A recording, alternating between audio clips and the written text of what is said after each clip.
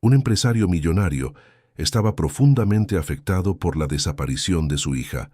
Aún así, mantiene su tradición anual de vestirse de Papá Noel y visitar los barrios más pobres de la región para alegrar y regalar a los niños que viven allí.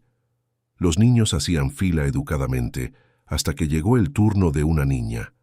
El empresario no podía creer lo que estaba viendo, hasta que ella dijo: «Papá Noel, mi deseo es volver a reunirme con mi papá y mi mamá». Él rompe en llanto y abraza a su hija. Si esta historia te interesó, no te olvides de suscribirte a nuestro canal y dinos desde qué ciudad nos estás viendo. Continuamos.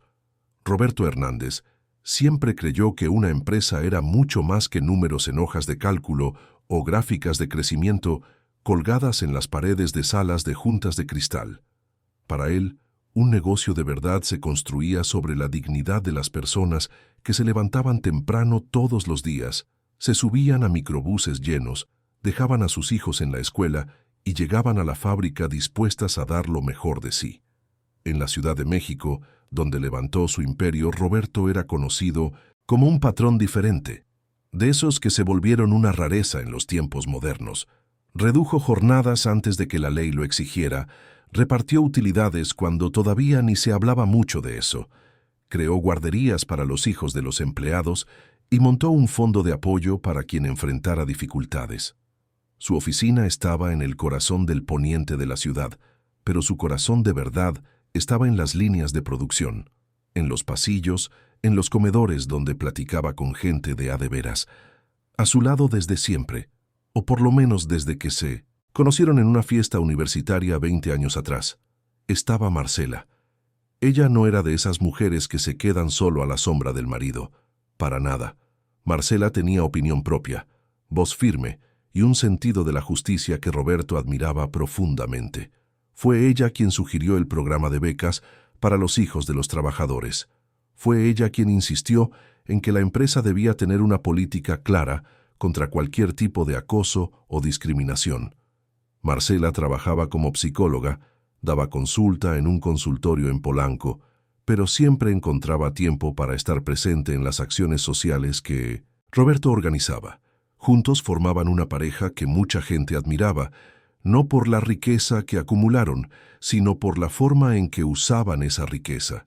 Y luego estaba Sofía. Ah, Sofía. La niña de 5 años era el centro del universo de esa pareja. Ojos cafés curiosos, cabello castaño claro siempre medio alborotado, risa fácil y esa manera de preguntar sobre todo. ¿Por qué el cielo es azul? ¿Por qué hay gente durmiendo en la calle?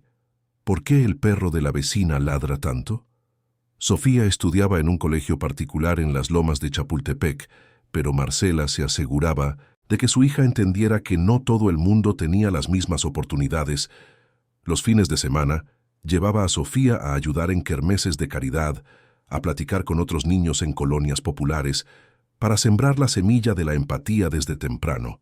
Roberto observaba todo aquello y sentía el pecho inflarse de orgullo. Su hija estaba creciendo con valores sólidos, a pesar de toda la fortuna a su alrededor. Pero no todo era color de rosa en esa historia. Dentro de la propia empresa, una tensión silenciosa crecía como una grieta en una pared.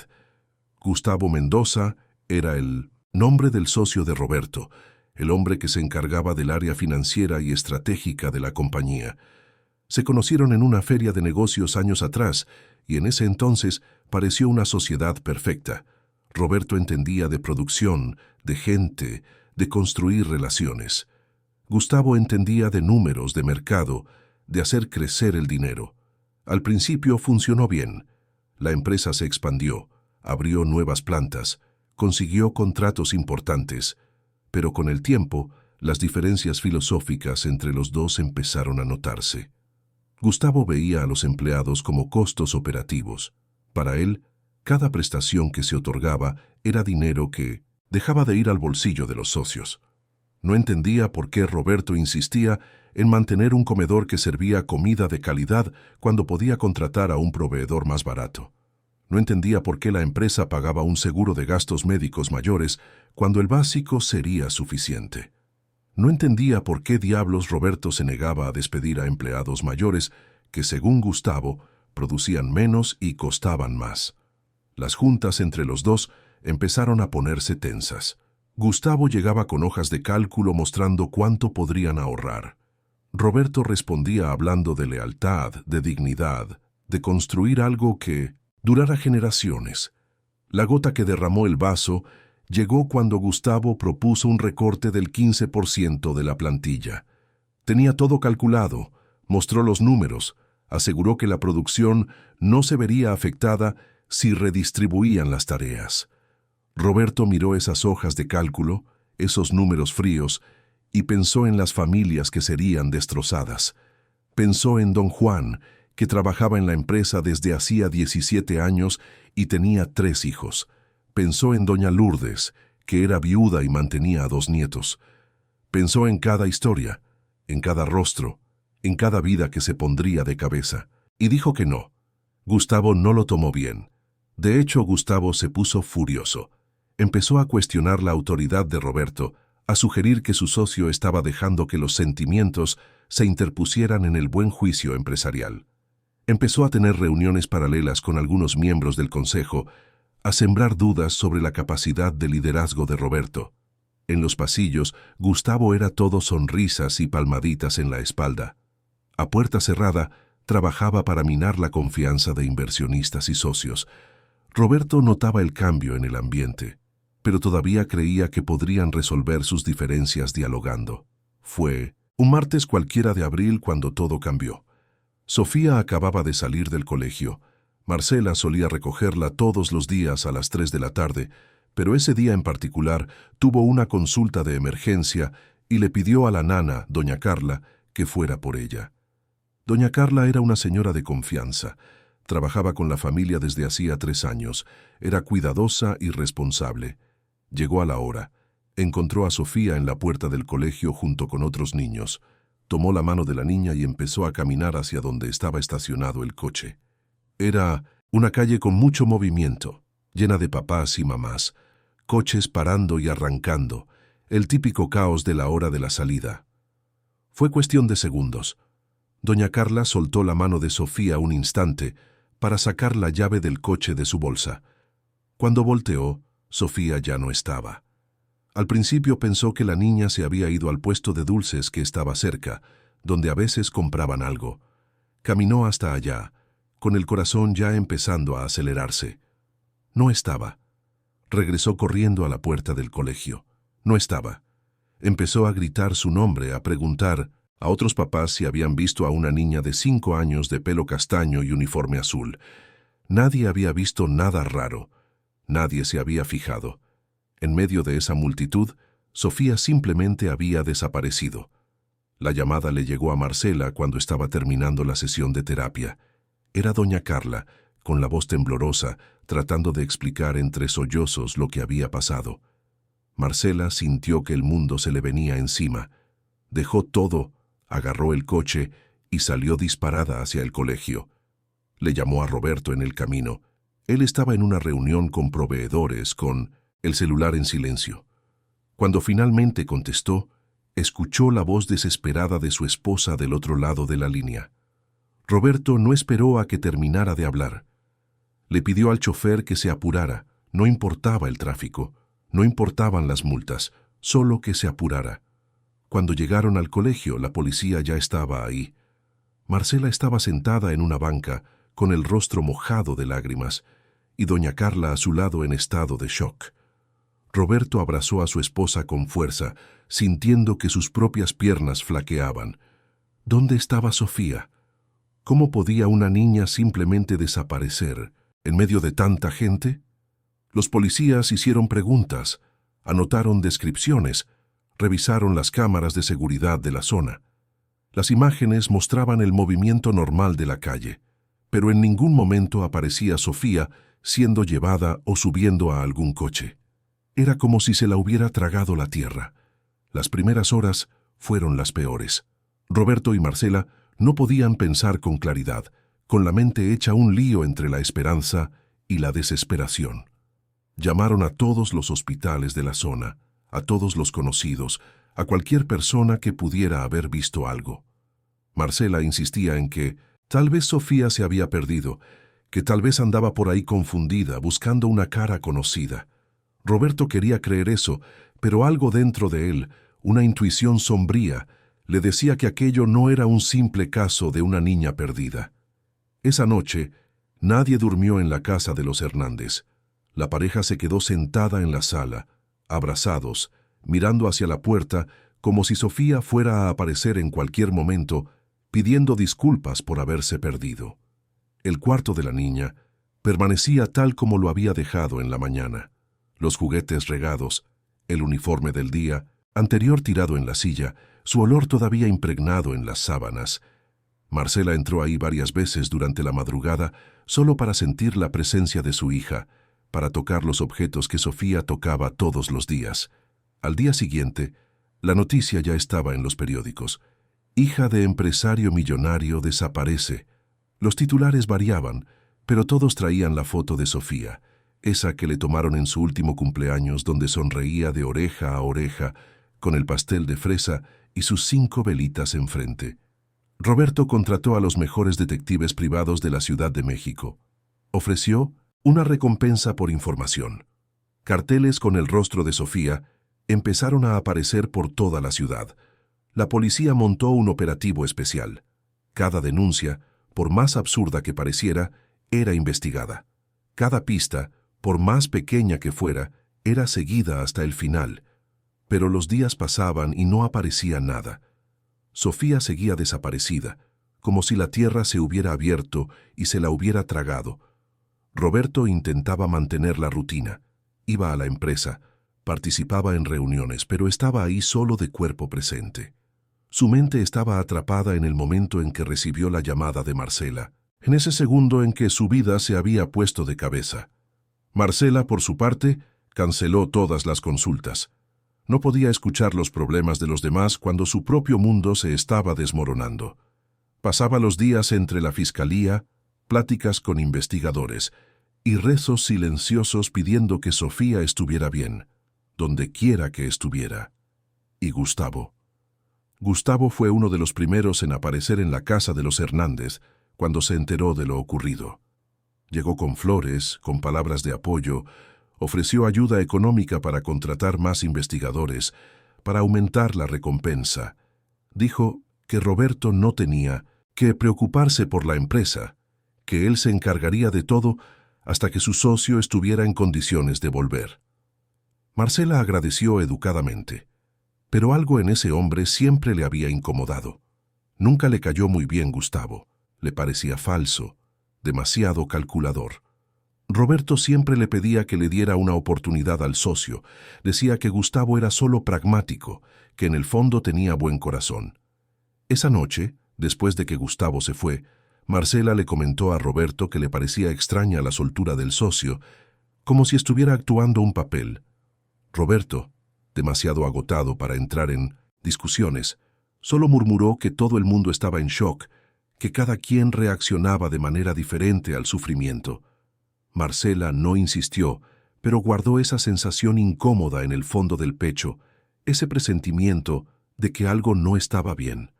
Las semanas fueron pasando y la esperanza empezaba a dar paso a un miedo paralizante. ¿Y si nunca encontraban a Sofía? ¿Y si la niña estaba sufriendo en algún lugar lejano? ¿Y si...? Pero Marcela se negaba a completar ese pensamiento. Cada mañana se despertaba y se decía a sí misma que ese sería el día en que Sofía volvería a casa. Cada noche, al acostarse, agradecía por un día más de fe, incluso cuando la fe parecía pender de un hilo. Roberto observaba la fuerza de su esposa y se preguntaba de dónde sacaba tanto valor. Él, que siempre había sido el fuerte, el decidido, se sentía desmoronarse por dentro. Pero Marcela estaba ahí, firme como una roca en medio de la tormenta, recordándole que rendirse no era una opción. Y así los días seguían pasando, cada uno más pesado que el anterior, cada uno trayendo menos respuestas y más preguntas. La vida seguía afuera, la gente iba y venía. El tráfico de la Ciudad de México continuaba caótico. el mundo giraba indiferente al dolor de esa familia. Pero dentro de esa casa, el tiempo se había detenido en el momento exacto en que Sofía desapareció. Roberto observaba a Marcela todas las mañanas. Cuando se despertaba e iba directo al cuarto de Sofía. Se quedaba ahí parada en la puerta, solo mirando, como si estuviera grabando cada detalle en su memoria. Las cortinas color de rosa que Sofía había elegido porque quería ser princesa. El librero lleno de cuentos infantiles que leían juntos antes de dormir. El caballito de peluche que le regaló su abuelo y con el que dormía abrazada todas las noches. Todo seguía exactamente en el mismo lugar, esperando el regreso de la dueña de ese universo particular.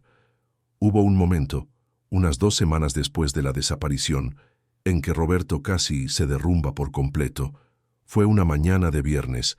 Había ido a la oficina a tratar de resolver algunos pendientes urgentes, asuntos que no podían esperar. Estaba sentado en la sala de juntas, mirando un contrato que tenía que firmar, cuando de repente escuchó la risa de una niña en el pasillo. Una risa aguda, alegre, llena de vida. Por una fracción de segundo su corazón se disparó. Sofía. Se levantó tan rápido que la silla se cayó hacia atrás. Abrió la puerta y vio que era la hija de una de las gerentes que había ido a visitar a su mamá al trabajo. La niña tenía más o menos la edad de Sofía y la risa era parecida, pero no era ella. Claro que no era ella. Roberto regresó a la sala, cerró la puerta, se sentó en el suelo y lloró.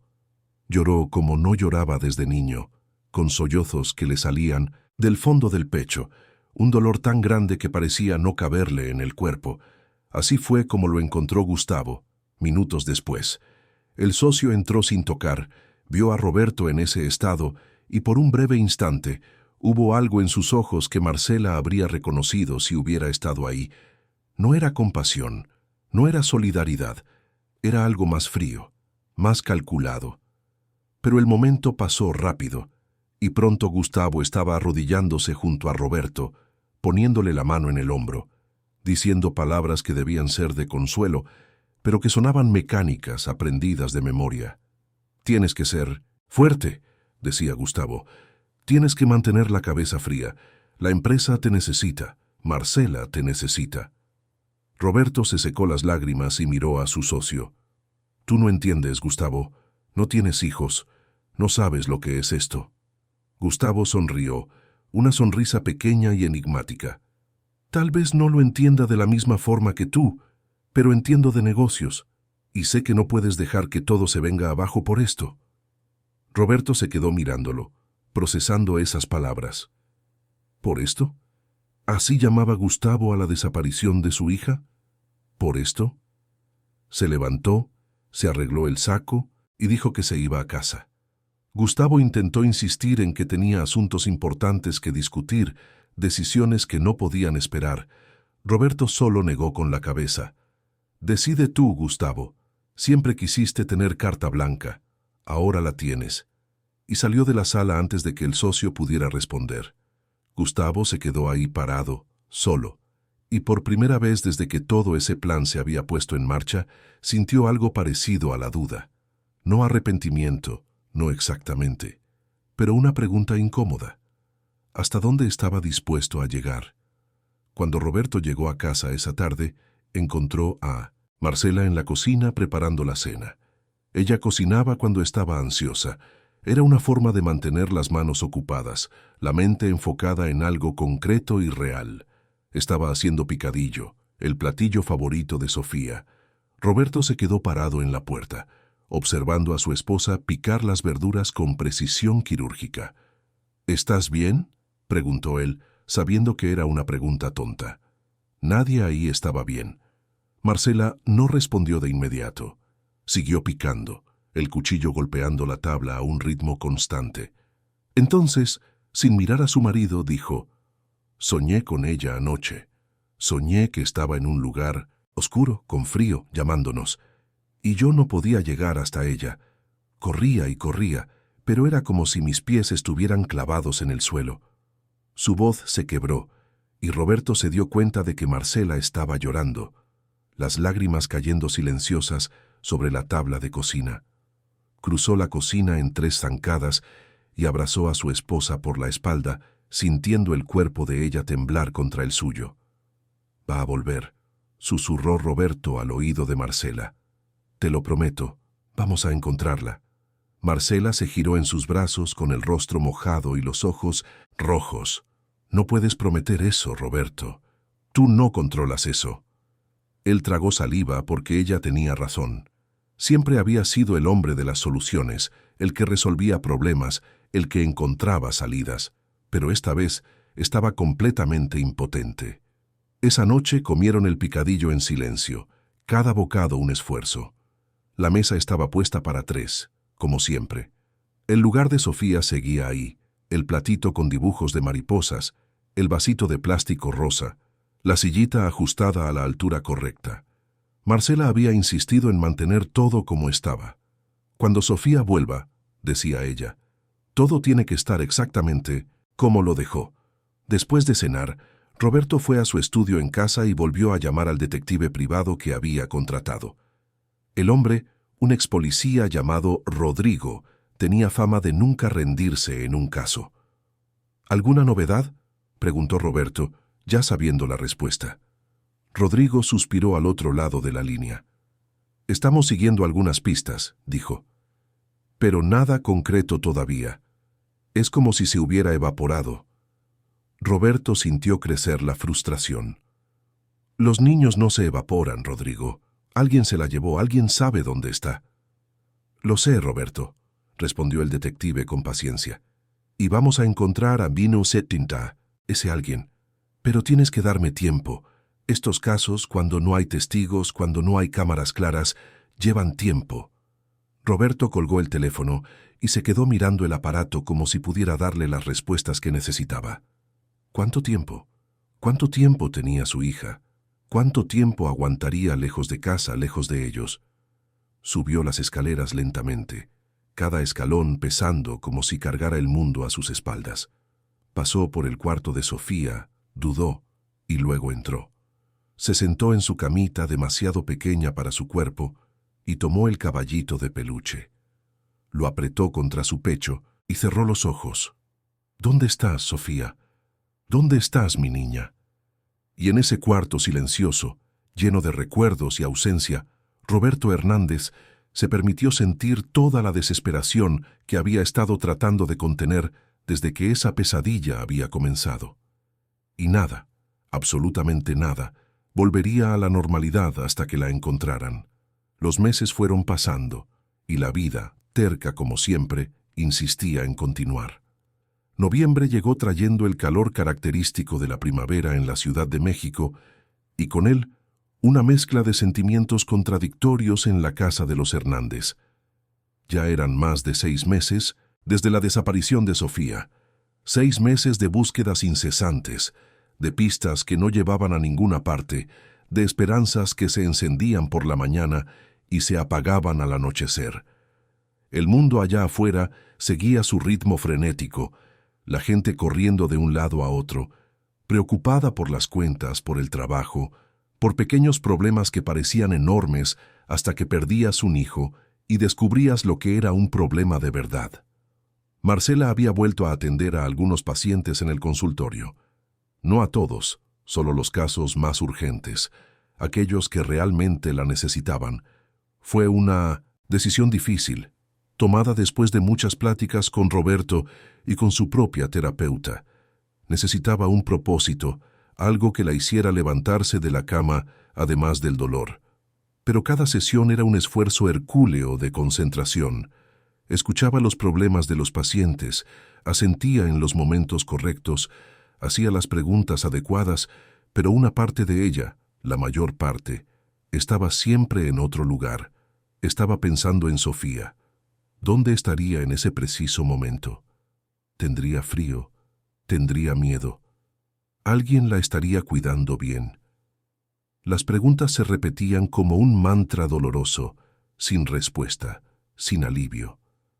Roberto, por su parte, se sumergió en el trabajo de una forma que rayaba en la obsesión. Llegaba a la oficina antes que nadie y se iba después de que el último empleado se había ido.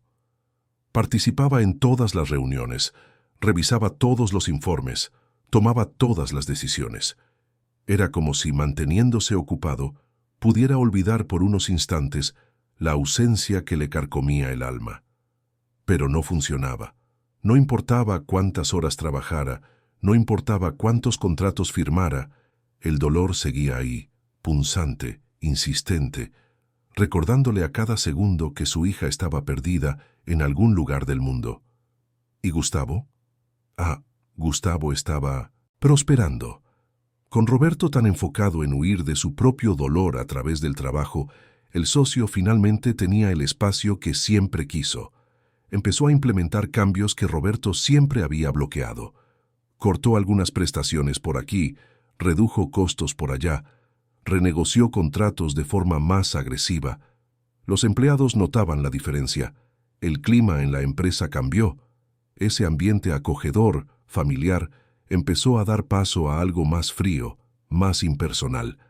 La gente hablaba en voz baja en los pasillos, miraba a los lados antes de hacer comentarios, sentía que algo había cambiado, pero no sabían bien qué. Hubo una tarde en que Roberto finalmente se dio cuenta de lo que estaba pasando. Fue un jueves, cuando bajó al comedor de la fábrica, algo que solía hacer al menos una vez por semana. Siempre le gustó comer con los empleados, escuchar sus historias, sus problemas, sus victorias. Pero cuando llegó, el ambiente era diferente. Las mesas, antes llenas de conversaciones animadas, estaban más silenciosas. La gente comía rápido y volvía a sus puestos. El menú, que siempre había sido variado y nutritivo, era más simple, más básico. Roberto tomó una charola y se sentó en una mesa con algunos operarios de la línea de ensamble. Lo saludaron con educación, pero había una distancia que antes no existía. ¿Todo bien por aquí?, preguntó Roberto, tratando de sonar casual. Los hombres intercambiaron miradas. Uno de ellos, don Juan, que trabajaba en la empresa desde el principio, se aclaró la garganta antes de hablar. «Mire, don Roberto, entendemos que usted está pasando por un momento difícil, y lo respetamos mucho, pero las cosas están cambiando por aquí». Roberto sintió una opresión en el pecho. ¿Qué tipo de cambios? Don Juan dudó, como si midiera sus palabras. Su socio ha hecho algunas modificaciones. Nos quitó los vales de despensa que teníamos. Dijo que era un costo innecesario. Redujo el tiempo de descanso. Ha hablado de despedir a quien no cumpla las metas, sin tomar en cuenta las circunstancias personales. Roberto sintió que la rabia le subía por la garganta. ¿Gustavo había hecho todo eso sin consultarle?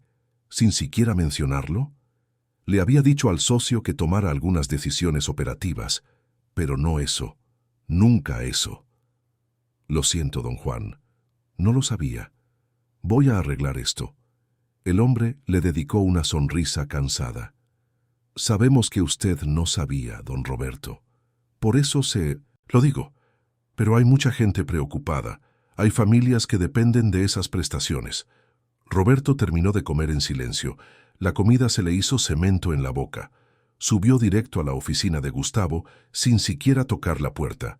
El socio estaba al teléfono hablando de números y porcentajes. Cuando vio a Roberto entrar de esa manera, colgó rápidamente. «Roberto, qué sorpresa. Siéntate. Vamos a platicar». Roberto no se sentó. Se quedó de pie, con los puños cerrados a los costados. «¿Qué hiciste, Gustavo?». El socio ladeó la cabeza, fingiendo no entender. «¿De qué hablas?». «Les quitaste prestaciones a los empleados. Cambiaste políticas que nos tomó años construir. Todo a mis espaldas». Gustavo suspiró, como si estuviera lidiando con un niño terco. «Roberto, me dijiste que tomara decisiones. Dijiste que no querías preocuparte por la empresa por un tiempo. Solo estoy haciendo lo que se tiene que hacer». Roberto dio un paso al frente, con la voz baja pero cargada de emoción. «¿Lo que se tiene que hacer? ¿Quitarle la comida de la boca a las familias de nuestros empleados?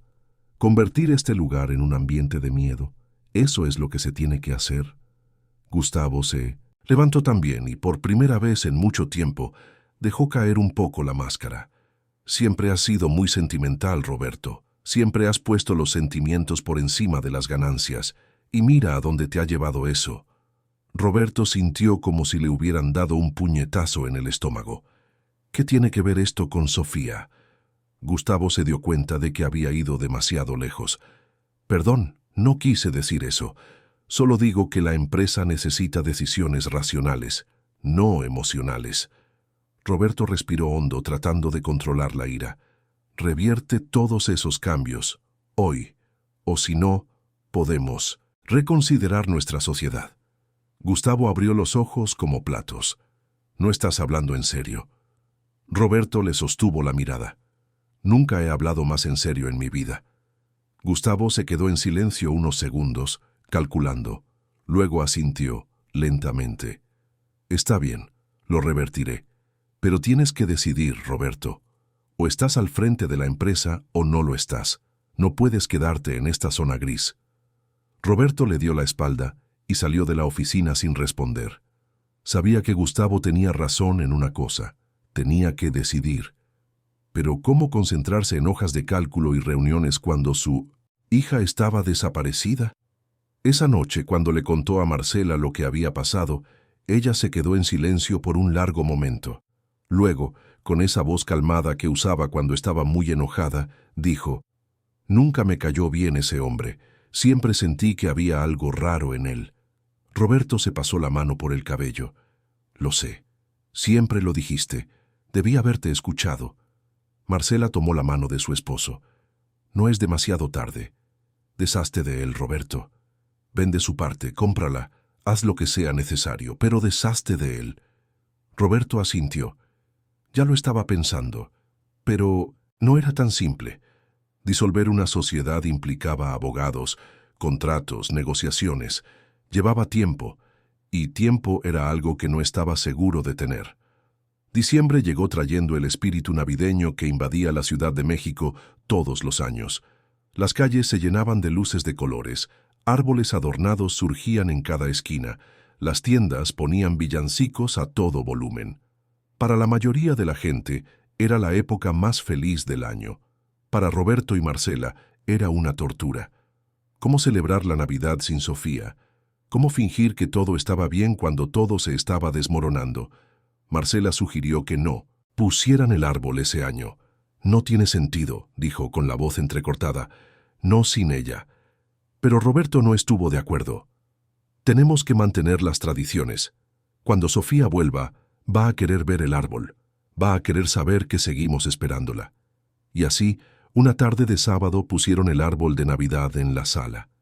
Cada adorno que colgaban traía un recuerdo. La estrella dorada que Sofía había elegido el año anterior, el angelito de cerámica que pintó en el kinder, las esferas rojas que insistía en poner todas del mismo lado porque le parecía bonito así. Cuando terminaron, se sentaron en el sofá abrazados, mirando ese árbol que debía representar alegría, pero que solo traía dolor. Si estuvieras en el lugar de Marcela, ¿habrías logrado mantener viva la esperanza después de tantos meses sin noticias? Cuéntanos en los comentarios. Fue en esa época que Roberto recibió una llamada de Rodrigo, el detective privado. Su voz sonaba diferente. Tenía una pizca de emoción que Roberto no había escuchado en meses. «Tengo información nueva», dijo Rodrigo. «Puedes venir a mi oficina». Roberto no perdió tiempo. Tomó las llaves del coche y salió disparado. Cuando llegó a la pequeña oficina de Rodrigo en el centro de la ciudad, el detective tenía varios papeles esparcidos sobre el escritorio. «Siéntate, Roberto. Lo que te voy a contar puede ser nada o puede ser todo». Rodrigo explicó que durante los últimos meses se había concentrado en investigar cualquier movimiento financiero sospechoso alrededor de la fecha de la desaparición de Sofía. Buscó transacciones inusuales, transferencias extrañas, cualquier cosa que pudiera indicar pagos relacionados con el caso. Y encontró algo, una serie de transferencias pequeñas provenientes de cuentas diferentes, pero todas convergiendo en la misma persona, un hombre llamado Eduardo López, con historial de deudas y participación en delitos menores. Roberto sintió que el corazón se le aceleraba. ¿Y ese hombre? ¿Dónde está? Rodrigo hizo una mueca. Esa es la parte mala. desapareció. Se fue de la ciudad justo después de que el dinero entró en su cuenta. Pero estoy rastreando sus contactos, su familia, cualquier persona que pueda saber a dónde fue. Roberto sintió una mezcla de esperanza y frustración. Finalmente una pista concreta, pero todavía lejos de encontrar a Sofía. Rodrigo siguió hablando. Lo interesante es el origen del dinero. Vino de varias cuentas, pero todas tienen algo en común. Se abrieron recientemente y se cerraron justo después de las transferencias. Alguien se tomó la molestia de crear una cortina de humo. Eso significa que no estamos lidiando con aficionados. Roberto pensó por un momento. ¿Quién tendría los recursos para hacer algo así? ¿Quién tendría la motivación? La respuesta le vino a la mente como un rayo, pero parecía tan absurda que intentó alejarla. No, no podía ser. Pero la semilla de la desconfianza había sido plantada. En los días siguientes, Roberto empezó a observar a Gustavo con otros ojos. Se fijaba en pequeños detalles que antes pasaban desapercibidos. La forma en que el socio desviaba la mirada cuando el tema era Sofía. Cómo siempre intentaba cambiar de conversación cuando Roberto mencionaba las investigaciones. Cómo parecía excesivamente interesado en saber qué había descubierto la policía. Roberto se sentía paranoico, pero no podía dejar de pensar. ¿Podría Gustavo tener algo que ver con la desaparición de Sofía? Habló con Marcela sobre sus sospechas. Ella se quedó en silencio por un largo momento, procesando. Luego dijo: «No dudaría de nada cuando se trata de ese hombre. Pero necesitamos pruebas, Roberto. No podemos acusar a alguien basándonos solo en una intuición». Roberto sabía que ella tenía razón, pero la sensación seguía ahí, carcomiéndolo por dentro. Empezó a investigar por su cuenta, discretamente. Revisó movimientos financieros de la empresa, buscó cualquier transacción sospechosa, cualquier cosa que vinculara a Gustavo con el caso. Pero no encontró nada obvio. Si el socio estaba involucrado, había cubierto muy bien sus huellas. Mientras tanto, la fecha de Navidad se acercaba rápidamente. Roberto tenía una tradición que mantenía desde hacía años. Cada Nochebuena, se vestía de Santa Claus y visitaba colonias populares en los alrededores de la Ciudad de México, llevando regalos, alegría y atención a niños que muchas veces no tenían. A nadie. Era algo que hacía desde joven, inspirado por su abuelo, que tenía la misma costumbre. Ese año, sin embargo, no sabía si tendría fuerzas para continuar la tradición. ¿Cómo ponerse el disfraz de Santa Claus cuando su propio hogar estaba vacío? ¿Cómo llevar alegría a otros niños cuando no podía encontrar a su propia hija? Marcela se dio cuenta de la lucha interna de su esposo. Una noche, pocos días antes de Navidad, se sentó a su lado en el sofá y le dijo: «Tienes que ir, tienes que mantener esa tradición. Sofía estaría orgullosa de ti y, quién sabe, tal vez sea exactamente lo que necesitas hacer para reconectarte con la esperanza». Roberto miró a su esposa, vio la determinación en sus ojos, esa fuerza que lo sostenía incluso cuando sentía que iba a derrumbarse. «¿Estás segura?», Marcela asintió. «Absolutamente. Ve a llevar felicidad a esos niños. Por Sofía, en su nombre». Roberto abrazó a su esposa, sintiendo las lágrimas mojar el hombro de su camisa. «Está bien, iré». Esa noche fue al ático a buscar el disfraz de Santa Claus que usaba todos los años. Estaba guardado en una caja de cartón, cuidadosamente doblado, con olor a naftalina y a recuerdos. Cuando abrió la caja, encontró también una tarjeta. Era de Sofía, hecha el año anterior, con dibujos de estrellas y corazones hechos con crayolas. «Papá, eres el mejor Santa Claus del mundo», decía el mensaje escrito con esa letra infantil chueca. «Te amo hasta la luna y de regreso». Roberto apretó la tarjeta contra su pecho y se permitió llorar una vez más. En los días previos a la Navidad, Roberto organizó la acción con el mismo cuidado de siempre. Se puso en contacto con líderes de las colonias, preguntó por las familias que más lo necesitaban, hizo listas de regalos adecuados para cada edad. Compró pelotas, muñecas, carritos, juegos, útiles escolares. Marcela ayudó a envolver todo, poniendo moños de colores en cada paquete. Era una forma de mantener las manos ocupadas. la mente enfocada en algo que no fuera el dolor constante de la ausencia de Sofía. El trabajo en la empresa también continuaba, pero Roberto había tomado una decisión. Después de Navidad, después de esta acción que se empeñaba en mantener viva, iba a resolver de una vez por todas la situación con Gustavo. Ya había hablado con sus abogados, ya había comenzado el proceso de evaluar cuánto costaría comprar la parte del socio. No quería a ese hombre cerca nunca más.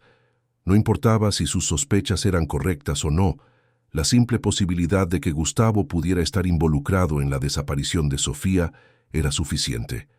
Necesitaba deshacerse del socio, por el bien de la empresa, por el bien de su salud mental. Gustavo, por su parte, notaba el cambio en el ambiente.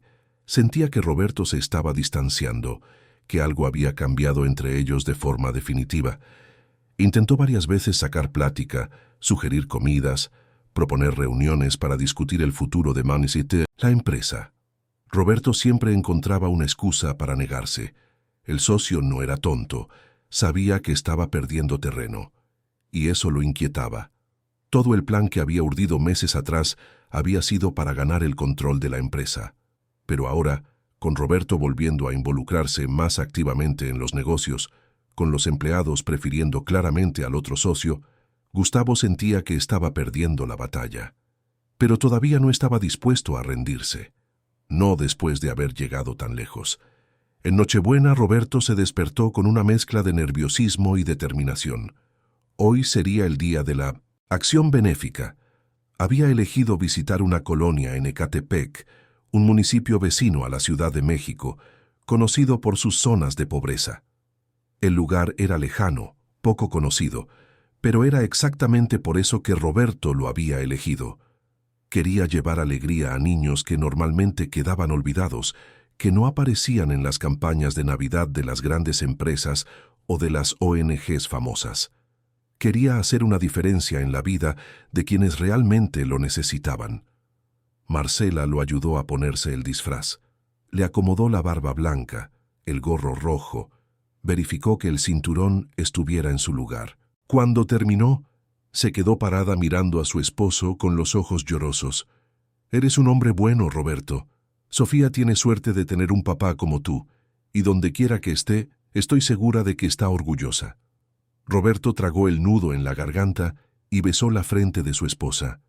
«Te amo, vuelvo pronto». Marcela asintió. «Lo sé, ve a hacer el bien, ve a ser la luz en la vida de esos niños».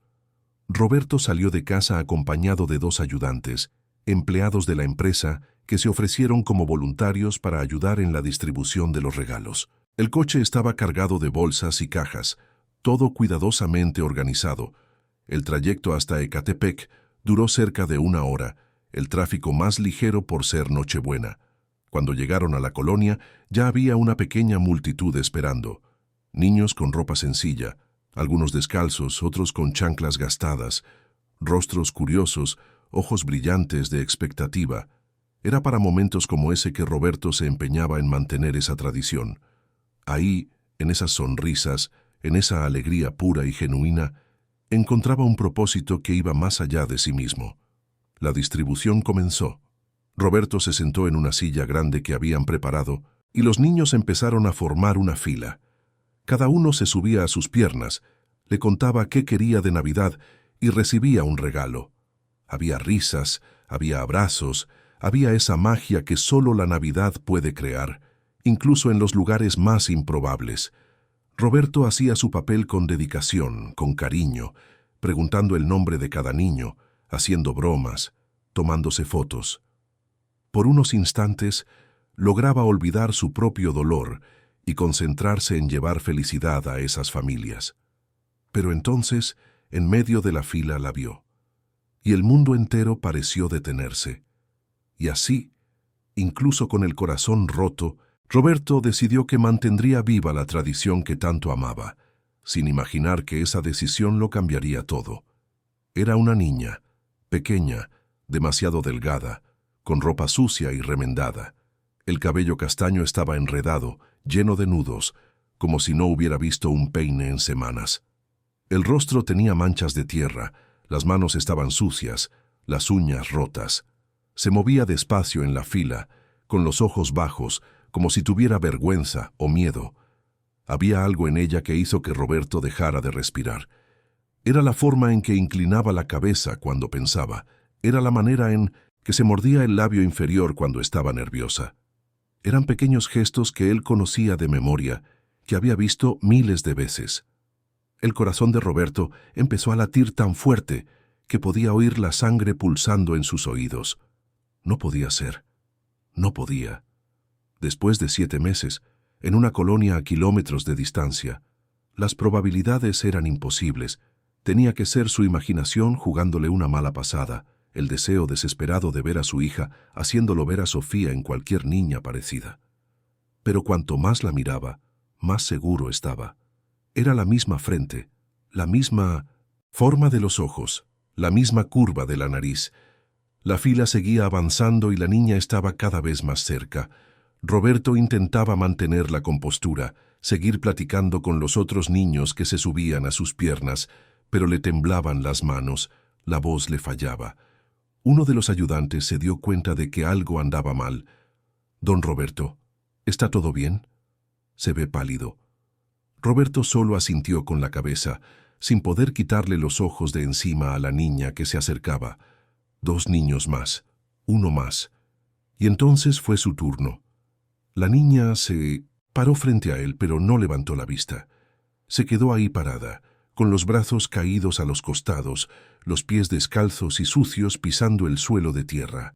Roberto sintió que se le apretaba la garganta. Con la voz temblorosa, casi un susurro, preguntó: «¿Cómo te llamas?» La niña tardó en responder. Cuando finalmente habló, la voz fue baja, casi inaudible. «Sofía». El mundo se detuvo. El ruido alrededor desapareció. Los otros niños, las conversaciones, las risas, todo se desvaneció. Solo estaba esa niña frente a él, esa voz diciendo el nombre que él llevaba en el corazón, todos los días. Roberto extendió las manos temblando tanto que apenas podía controlar el movimiento. «¿Puedes subir aquí, mi niña?» La niña dudó, pero luego dio un paso al frente y dejó que él la ayudara a subir a sus piernas. Era demasiado ligera, tan ligera que parecía que podría romperse. Roberto la sostuvo con cuidado, como si estuviera sosteniendo la cosa más preciosa del mundo. Y lo estaba. Estaba sosteniendo a su hija. Estaba absolutamente seguro ahora. De cerca podía ver todos los detalles. La pequeña cicatriz sobre la ceja izquierda que se hizo cuando se cayó del columpio a los 3 años. El hoyuelo en la barbilla que heredó de Marcela. Incluso el olor por debajo de la suciedad y el sudor era el de ella. Era Sofía. «¿Y qué quieres de Navidad?», preguntó Roberto, la voz quebrándose en la última palabra. Sofía se quedó en silencio un momento con los ojos todavía bajos.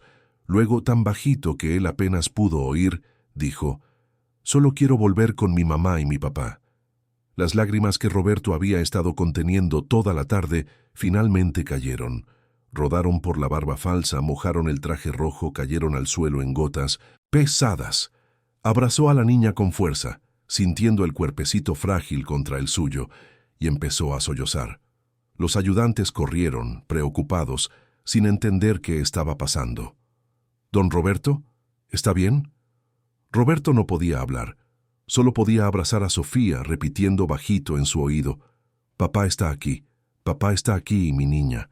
Ya estás a salvo». Sofía empezó a temblar, y luego empezó a llorar también.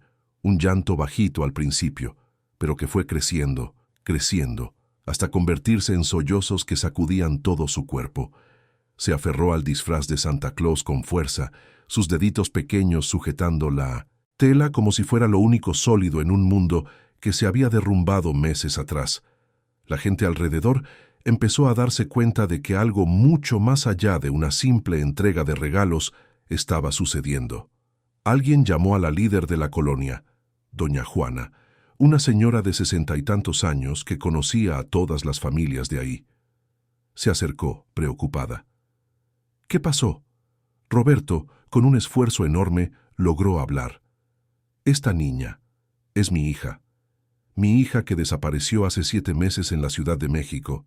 Doña Juana abrió los ojos como platos. Eso no es posible. Esta niña llegó aquí con la familia López hace como 4 meses. Dijeron que era su sobrina, que sus papás habían fallecido y ellos la estaban cuidando. Roberto sintió que la rabia le quemaba el pecho, pero se forzó a mantener la calma. Necesitaba tener claridad ahora. Necesitaba hacer lo correcto. ¿Dónde está esa familia? Doña Juana miró a su alrededor. La última vez que vi a Eduardo López fue ayer. Anda desaparecido, saliendo y volviendo sin avisar. Pero su mujer debe estar en casa. Roberto asintió. Uno de los ayudantes ya estaba al teléfono con la policía. Otro le estaba llamando a Marcela. Roberto siguió sosteniendo a Sofía, susurrándole palabras de consuelo, diciéndole que todo estaba bien ahora, que estaba a salvo, que se iba a casa. Sofía, entre sollozos, empezó a hablar. Palabras fragmentadas, inconexas, pero que juntas contaban una historia horrible. Un hombre le había ofrecido un dulce a la salida del colegio. Ella había aprendido a nunca aceptar nada de extraños, pero él parecía amable. Dijo que conocía a su papá. Dijo que su papá lo había mandado a recogerla porque su mamá se había lastimado. Sofía tuvo miedo, quiso regresar, pero él la cargó y la metió a un coche. Gritó, pero el vidrio estaba cerrado y había mucho ruido en la calle. Nadie la escuchó. La llevaron a una casa. No eran malos con ella. No le pegaban, le daban de comer, pero no la dejaban salir. No la dejaban hablar con nadie. Le dijeron que si le contaba a alguien quién era, le pasarían cosas malas a su mamá y a su papá. Sofía tuvo mucho miedo. Lloró todas las noches. Pedía volver a casa. Pero ellos decían que no podía, que tenía que quedarse ahí, que sus papás ya no la querían. Sofía no lo creyó al principio, pero con el tiempo, con los días pasando, empezó a dudar. ¿Y si era verdad? ¿Y si su papá y su mamá realmente se habían cansado de ella? Roberto escuchaba cada palabra sintiendo que el corazón se le partía en pedazos. Mi niña amada, nunca, nunca en la vida te abandonaríamos. Te buscamos todos los días. Mamá lloró tanto. Yo lloré tanto. Nunca dejamos de buscarte. Sofía levantó el rostro por primera vez, con los ojos rojos e hinchados. ¿De verdad? Roberto asintió, las lágrimas todavía corriendo. De verdad, mi amor, eres lo más importante en nuestras vidas. Te amamos más que a nada en este mundo. La policía llegó rápidamente. Vinieron 2 patrullas, y los policías, al escuchar la historia de Roberto, actuaron con eficiencia y sensibilidad. Fueron a la casa de los López, encontraron a la mujer, que entró en pánico al darse cuenta de que todo había sido descubierto. Empezó a hablar, desesperada, diciendo que su marido era el que había traído a la niña, que ella solo la había cuidado porque no tenía opción, que tenía miedo de lo que su marido haría si decía que no. Eduardo López, como Rodrigo había descubierto en sus investigaciones, había desaparecido hacía unas semanas. Se llevó el dinero que había recibido y se esfumó, dejando a su mujer y a Sofía atrás. Uno de los policías, un hombre de mediana edad con mirada amable, se arrodilló frente a Sofía. «Ya estás a salvo, pequeña. Te vamos a llevar de vuelta a casa con tus papás, pero antes necesitamos que vengas con nosotros a hacerte unos estudios, solo para asegurarnos de que todo está bien contigo. ¿Puede ser?» Sofía miró a Roberto buscando confirmación. Roberto asintió. «Papá va contigo, ¿sí? No me voy a separar de ti ni un segundo». Sofía le agarró la mano. «¿Lo prometes?» Roberto le apretó la manita. «Lo prometo». El viaje al hospital fue una mezcla de júbilo y agonía. Roberto estaba al teléfono con Marcela, que iba en el coche a toda velocidad para encontrarlos. Lloraba tanto que apenas podía manejar, pero no se detenía. Necesitaba ver a su hija, necesitaba tocarla, necesitaba asegurarse de que aquello era real y no otro sueño cruel. Roberto sostenía a Sofía en el asiento trasero de la patrulla, la niña acurrucada contra él, finalmente relajándose después de tantos meses de tensión. En el hospital, Sofía pasó por una serie de estudios. Los doctores fueron amables y cuidadosos, explicando cada procedimiento, asegurándose de que la niña se sintiera segura. Roberto se quedó todo el tiempo a su lado, sosteniendo su mano, platicando, haciendo bromas tontas para intentar hacerla sonreír. Y cuando Marcela finalmente llegó, corriendo por los pasillos del hospital, con el cabello revuelto, el rostro rojo de tanto llorar, y vio a Sofía sentada en la camilla con Roberto a su lado, se detuvo. Se quedó parada en la puerta por un segundo que pareció una eternidad, y entonces corrió. Corrió y abrazó a su hija con una fuerza que le venía del fondo del alma. Sofía, Sofía, mi niña, mi amor, mi vida. Marcela besaba el rostro de la niña, el cabello, la frente, las manos. Sofía se aferró a su madre y lloró aún más, un llanto de alivio, de reencuentro, de finalmente estar en casa. Roberto las abrazó a las dos, y ahí, en ese cuarto de hospital, la familia Hernández se reunió de nuevo. Después de 7 meses de pesadilla, de dolor, de duda, finalmente estaban juntos. No de la forma que imaginaron, no en el escenario que soñaron, pero juntos. Y por ahora eso era todo. Los médicos informaron que Sofía estaba físicamente bien, considerando las circunstancias. Desnutrida, sí, con algunas deficiencias vitamínicas que tendrían que tratarse, pero nada irreversible. El mayor daño, dijeron con sensibilidad, sería emocional. Sofía necesitaría apoyo psicológico, tiempo, paciencia. Había pasado por una experiencia traumática y le llevaría tiempo recuperarse por completo. Roberto y Marcela escucharon todo, absorbieron cada palabra, prometieron que harían todo lo necesario para ayudar a su hija. Mientras tanto, en la fiscalía, la investigación empezaba a avanzar rápidamente. La esposa de Eduardo López, bajo presión y con miedo de las consecuencias, empezó a hablar. Contó cómo su marido había llegado a casa un día con la niña, diciendo que iban a ganar mucho dinero si la cuidaban por un tiempo. No hizo preguntas. Le tenía miedo, pero sabía que algo andaba mal. Eduardo recibía llamadas, siempre salía para hablar en privado. A veces desaparecía por días. Cuando volvió de su último viaje, dijo que el trabajo había terminado, que pronto podrían mudarse lejos. Pero entonces tomó el dinero y se esfumó, dejándola a ella y a Sofía atrás. La mujer no sabía de dónde venía el dinero, pero recordaba que Eduardo mencionó varias veces un nombre: Gustavo. Siempre hablaba de él con una mezcla de miedo y respeto. El Gustavo sabe lo que hace, decía Eduardo. El Gustavo cubre sus huellas mejor que nadie. Cuando el policía a cargo del caso escuchó eso, inmediatamente llamó a Roberto. ¿Hay algún Gustavo en su vida que pudiera estar involucrado en esto? La pregunta quedó flotando en el aire. Roberto cerró los ojos y sintió que todo encajaba. Las piezas del rompecabezas que había intentado armar durante meses finalmente formaban una imagen. Y era una imagen terrible. Sí, respondió Roberto con la voz helada. Hay un Gustavo, mi socio. La revelación le cayó encima como un peso de toneladas. Todo tenía sentido ahora. Los intentos de Gustavo por tomar el control de la empresa durante el momento más vulnerable de Roberto.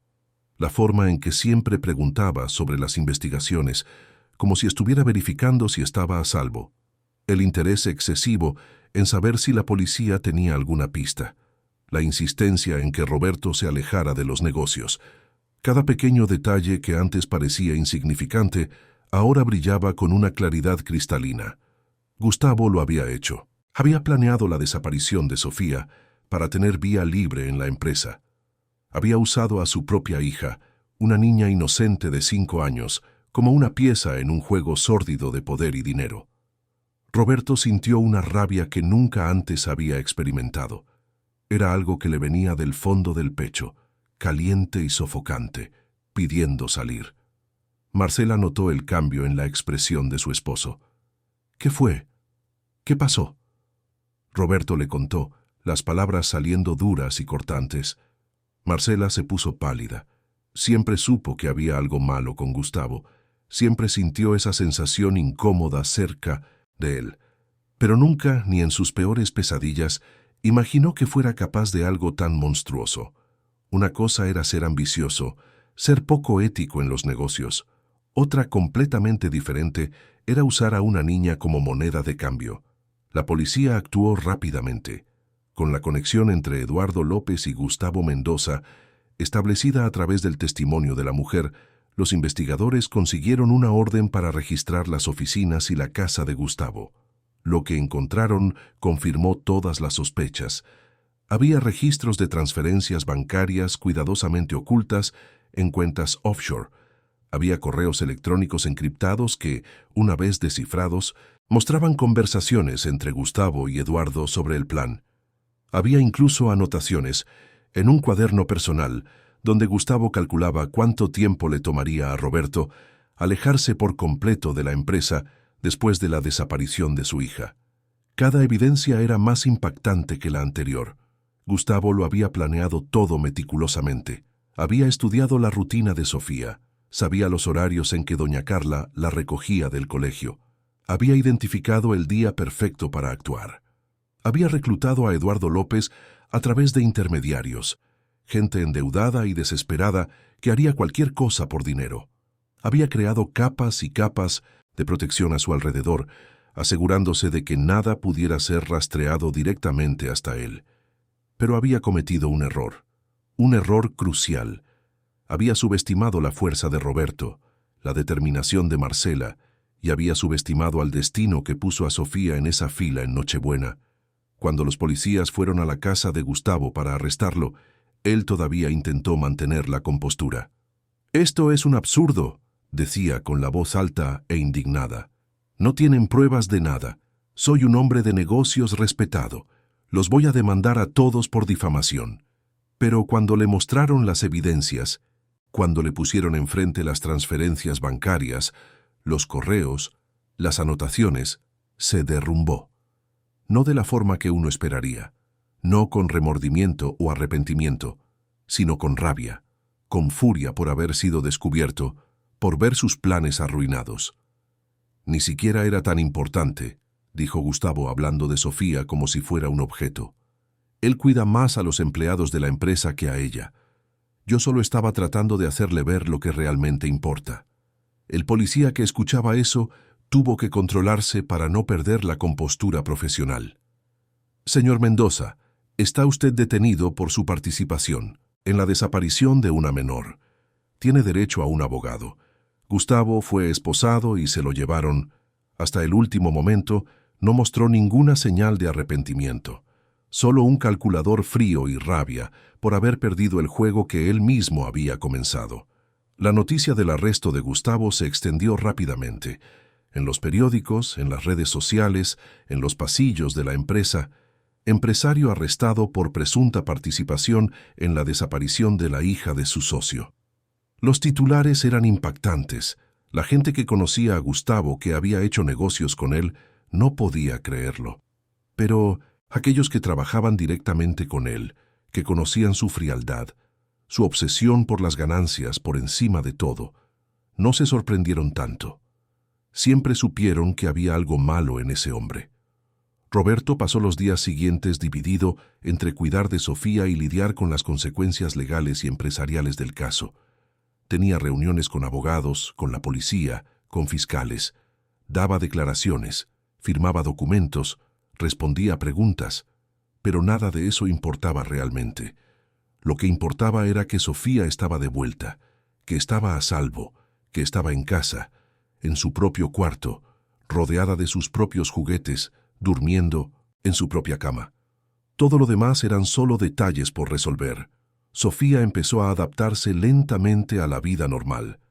Los primeros días se despertaba en medio de la noche gritando, teniendo pesadillas. Marcela corría a su cuarto, la abrazaba, la calmaba, le aseguraba que todo estaba bien. Roberto también estaba siempre cerca, listo para dar apoyo cuando fuera necesario. Habían contratado a una psicóloga especializada en trauma infantil que empezó a trabajar con Sofía, ayudándola a procesar todo lo que había vivido.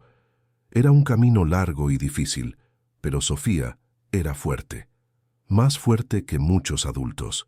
Y tenía el amor incondicional de sus padres como cimiento. La empresa pasó por una reestructuración completa. Con Gustavo fuera del camino, Roberto asumió el control total. Lo primero que hizo fue revertir todos los cambios que su ex socio había implementado. Las prestaciones volvieron, las políticas humanas se restablecieron, el ambiente de trabajo empezó a respirar de nuevo. Los empleados, que habían seguido toda la saga por los periódicos, estaban aliviados y felices por el desenlace. Organizaron una recepción especial para cuando Roberto volvió a la oficina, con pancartas, globos y muchos abrazos. Era una familia celebrando el regreso de uno de los suyos. La Navidad de ese año, a pesar de haber transcurrido durante todo el drama, cobró un nuevo significado para la familia Hernández. Volvieron a poner el árbol, esta vez con Sofía ayudando. Cada adorno que colgaba lo ponía con un cariño especial. La estrella dorada fue a la punta, como siempre. Hicieron la cena tradicional, con pavo, romeritos, ensalada de manzana, todas las comidas que a Sofía le encantaban.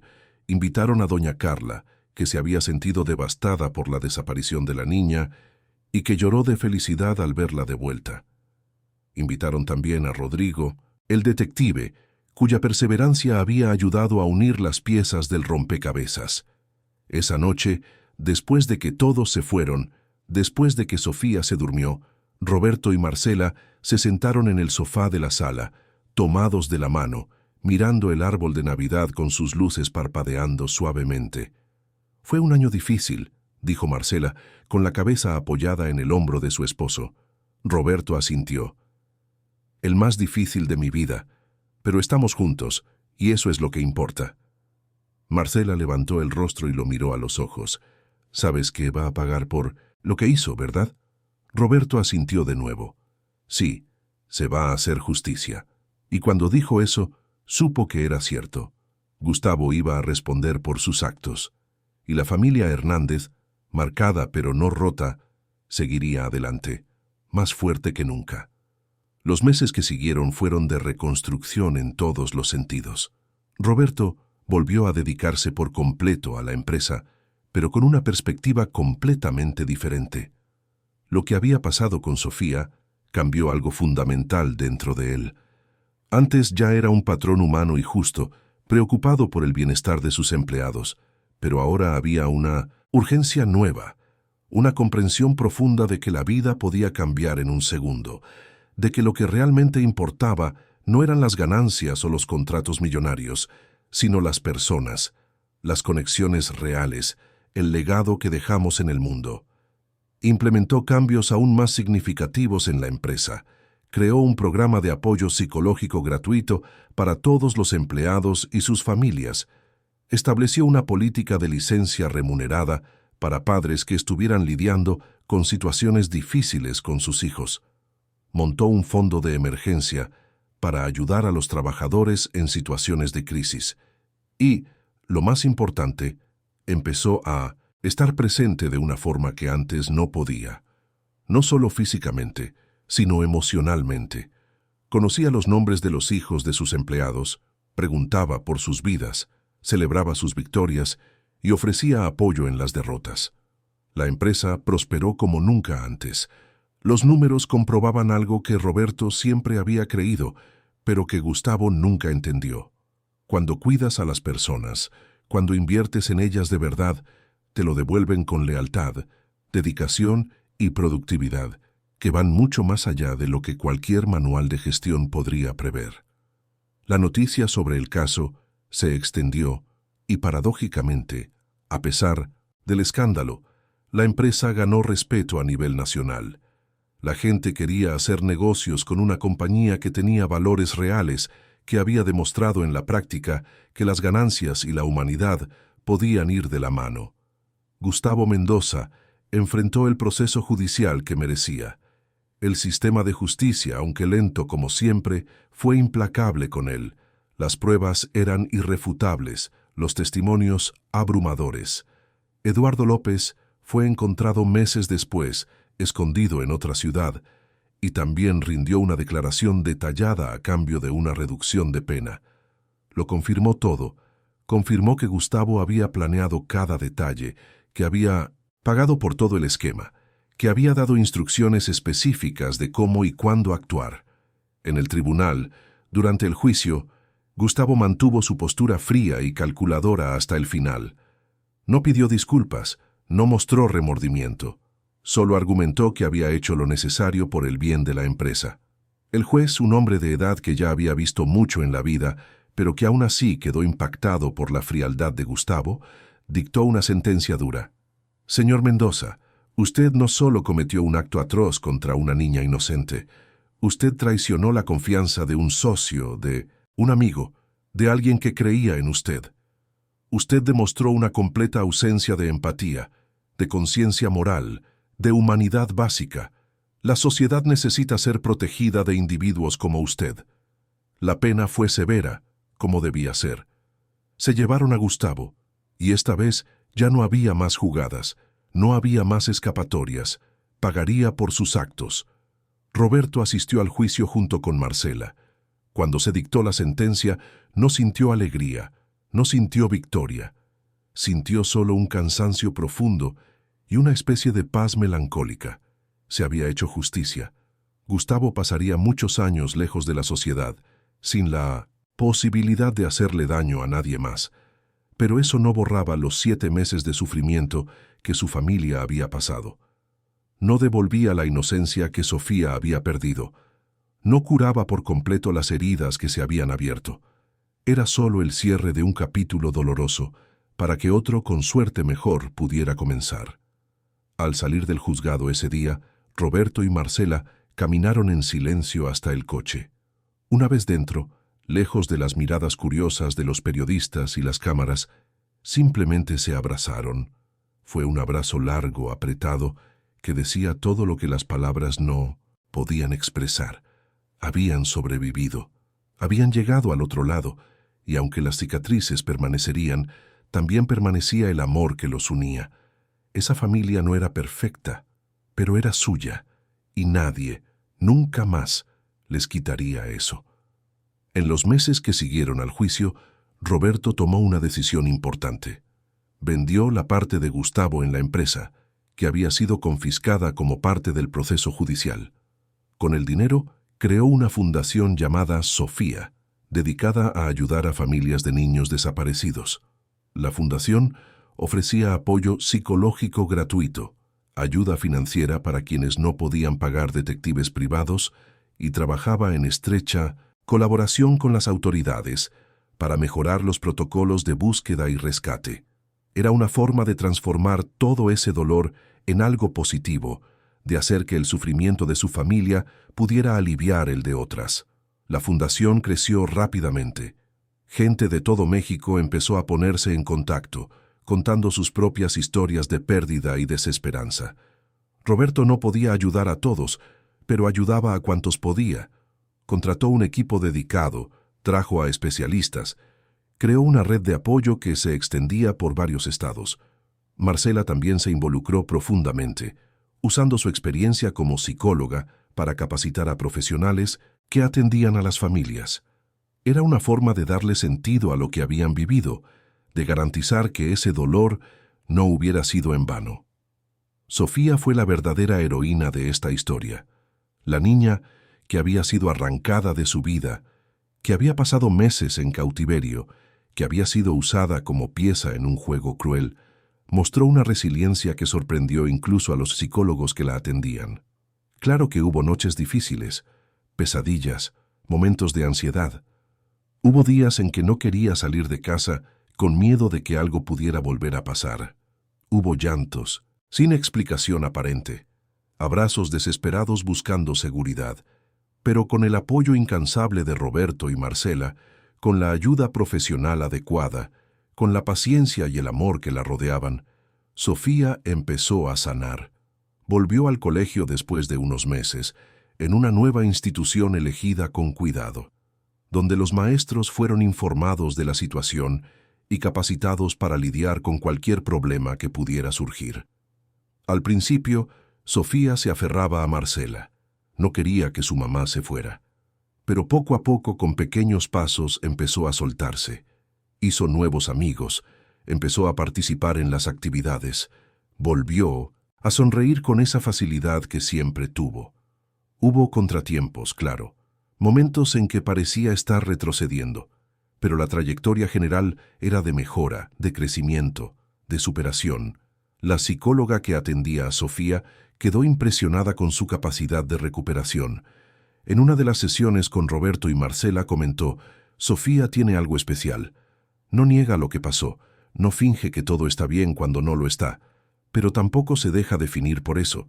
Está aprendiendo a integrar esa experiencia en su historia, no como un punto final, sino como un capítulo difícil que logró superar». Marcela y Roberto escucharon eso con el corazón lleno. Era exactamente lo que querían para su hija. No que olvidara, porque eso sería imposible, sino que pudiera seguir adelante sin quedarse atrapada en el pasado.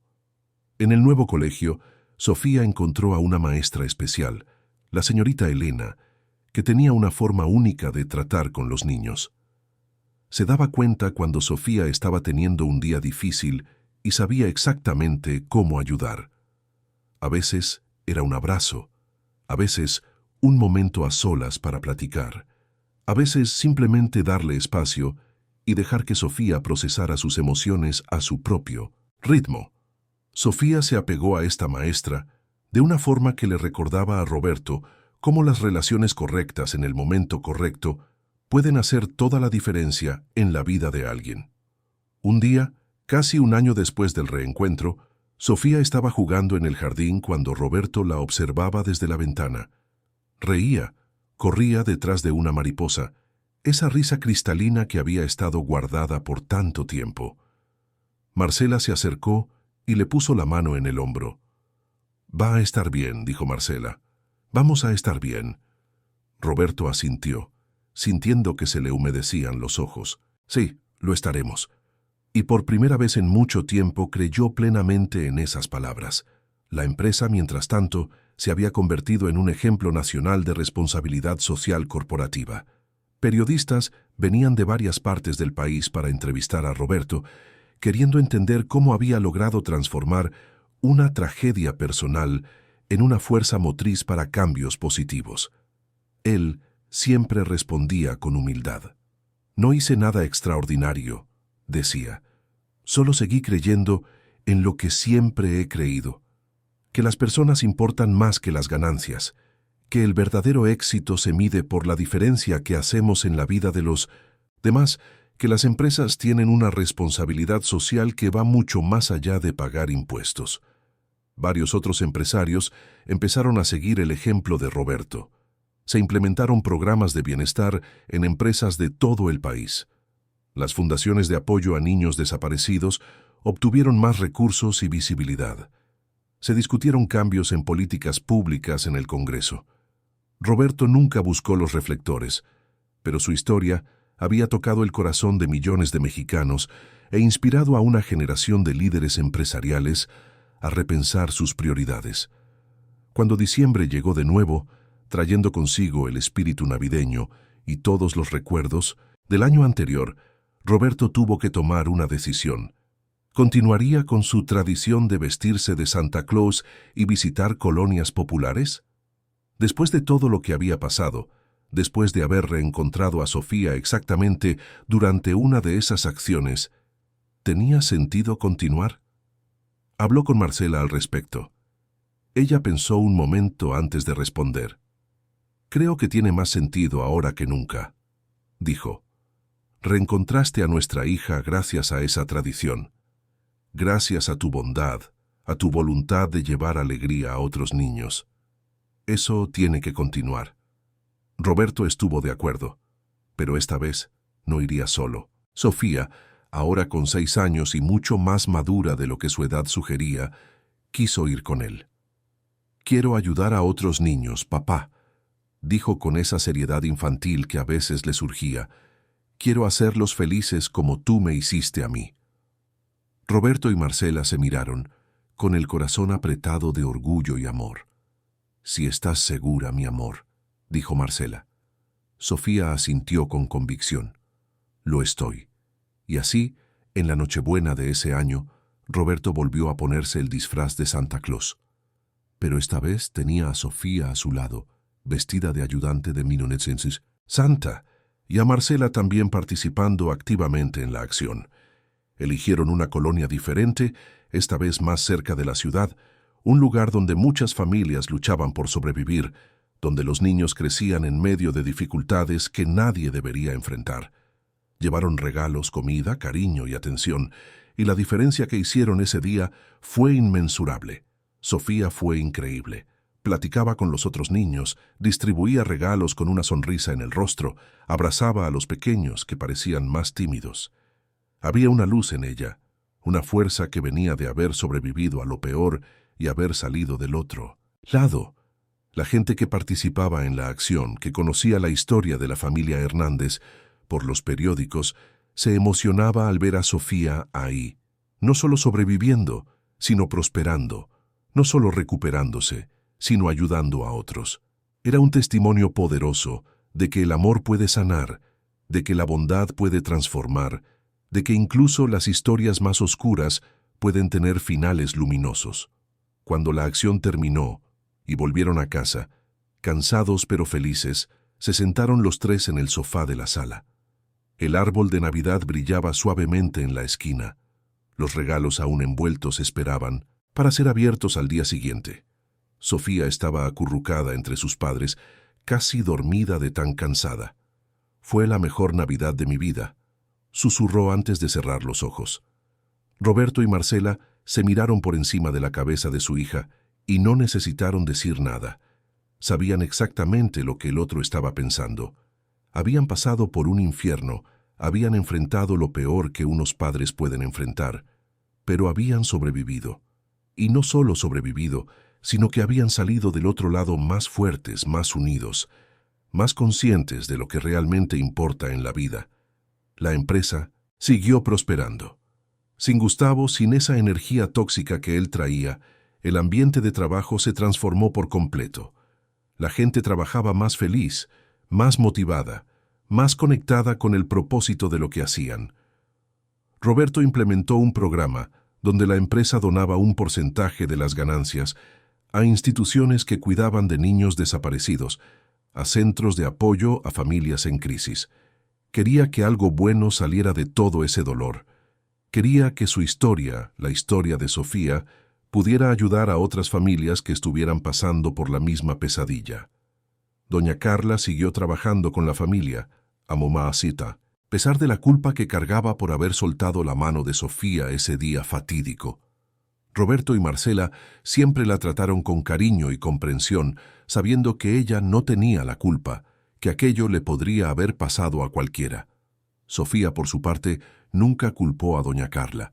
En su sabiduría infantil entendía que a veces pasan cosas malas y que no sirve de nada buscar culpables más allá de quienes realmente planearon el mal.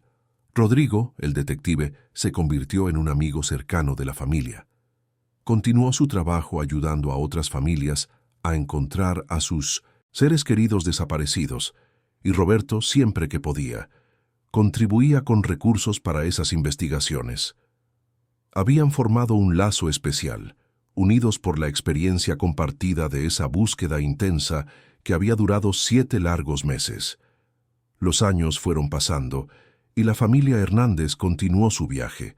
Sofía creció, fue a la escuela, hizo amigos, tuvo sus primeros amores, sus primeros desafíos de adolescente. Las cicatrices de lo que había vivido nunca desaparecieron por completo, pero tampoco la definieron. Ella era más que lo que le había pasado. Era una joven inteligente, sensible, fuerte, con una empatía profunda por quienes sufrían. Quería ser psicóloga cuando creciera, para ayudar a otros niños que pasaran por traumas. Roberto y Marcela la apoyaban en todo, orgullosos de la persona en la que se estaba convirtiendo. Y Roberto nunca más dejó de hacer sus acciones de Navidad. Cada año, sin falta, se ponía el disfraz y llevaba alegría a los niños que lo necesitaban. Y cada año, Sofía iba con él, su compañera, su inspiración, su prueba viviente de que los milagros suceden, de que el amor vence, de que incluso cuando todo parece perdido, la esperanza puede revelarse donde menos se espera. Esta era la historia de Roberto Hernández, de Marcela, de Sofía. Una historia sobre elecciones, sobre carácter, sobre la certeza de que los principios verdaderos resisten incluso los momentos más oscuros. Una historia sobre un hombre que construyó un imperio sobre valores sólidos, que enfrentó la traición más cruel imaginable, que perdió y reencontró lo que más amaba. Una historia sobre una familia que fue quebrada, pero no destruida, que fue puesta a prueba hasta el límite, pero que permaneció unida. Una historia que demuestra que al final el amor siempre encuentra un camino. Siempre. Queridos oyentes, esperamos que la historia de Roberto, Marcela y Sofía haya tocado su corazón. Si te emocionaste, dale clic al botón de me gusta, suscríbete al canal y cuéntanos en los comentarios qué fue lo que más te marcó. Todos los días traemos historias intensas como esta que revelan el lado más profundo del alma humana. Te esperamos en el próximo episodio.